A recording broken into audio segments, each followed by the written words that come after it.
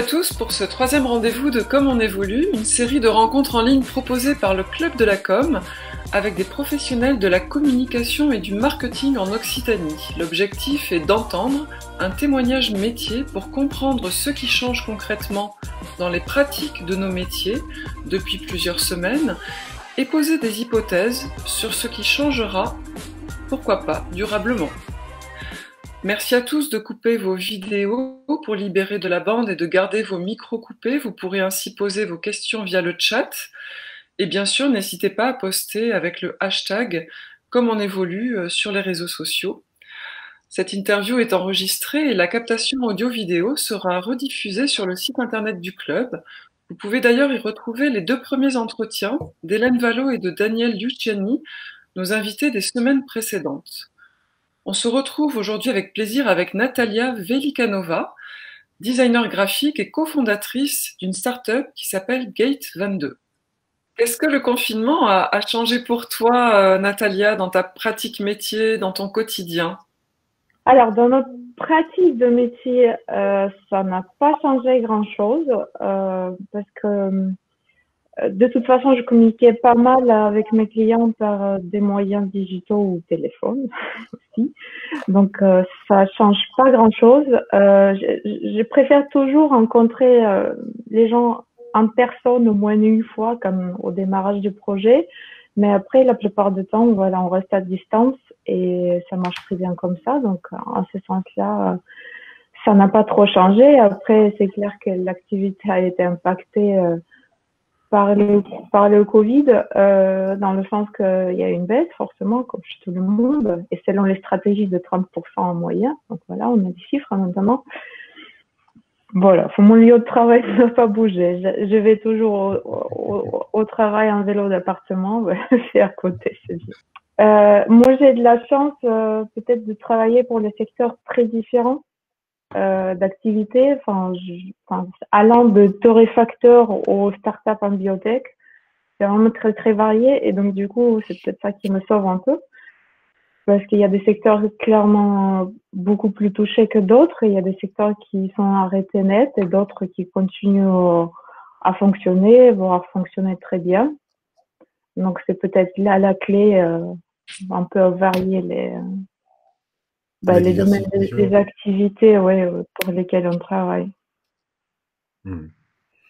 Et du coup, est-ce que toi, tu as l'impression que cette période a modifié ta manière de voir notre métier, son évolution, et est-ce que tu as l'impression que ces changements qu'on a vécus sont susceptibles de durer dans le temps? Est-ce que ça prépare des transformations profondes des pratiques pro, quoi?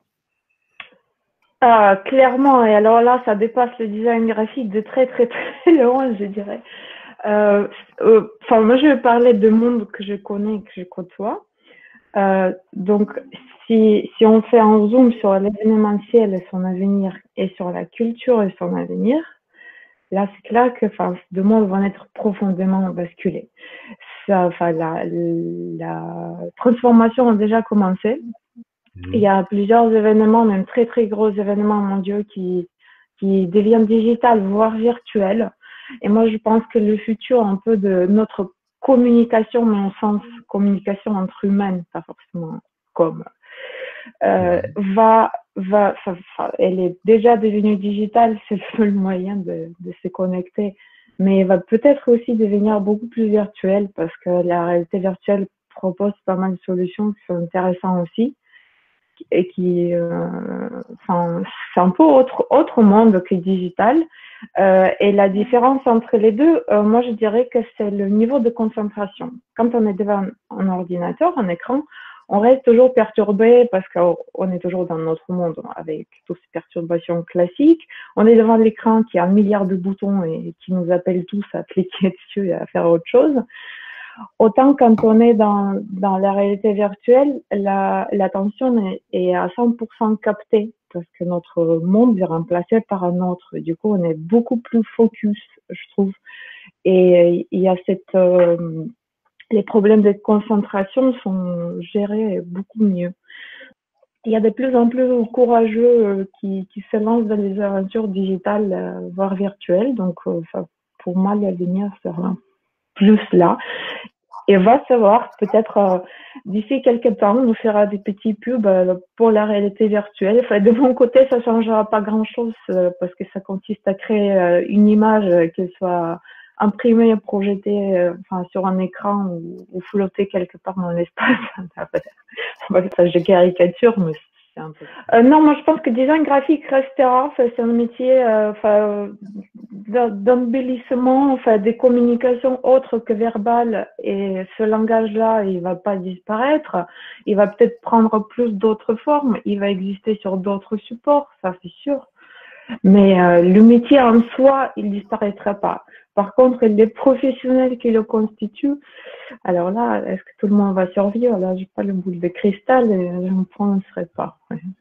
Alors, Pierre-Édouard, pour l'instant, il n'y a pas de questions sur le chat. Par contre, moi, j'ai effectivement une question. Ce qui m'intéresserait, c'est de comprendre si pour Natalia, les relations ont changé avec ses clients. Est-ce que le Covid a fait, enfin, le confinement et le déconfinement ont fait évoluer ses relations avec ses clients?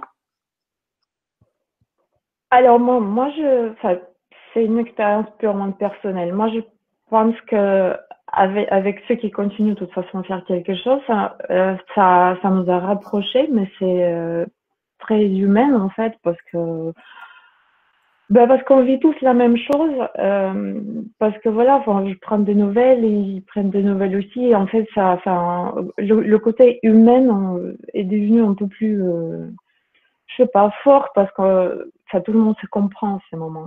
La semaine dernière, j'ai discuté avec une dizaine de personnes venant de coins de monde complètement différents. Et ce qui est frappant, c'est que autant le Covid a recréé les frontières physiques, c'est-à-dire que voilà, on est cloîtré dans notre pays, voire dans notre région, voire dans notre appartement.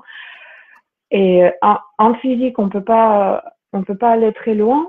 Quand on va sur un terrain digital, voire virtuel, moi je trouve qu'au contraire, toutes les frontières sont effacées, parce que quand on vit au Canada, en France, au Japon, en Australie, on a tous les mêmes problèmes actuellement, on a tous les mêmes peurs, on a tous les mêmes craintes.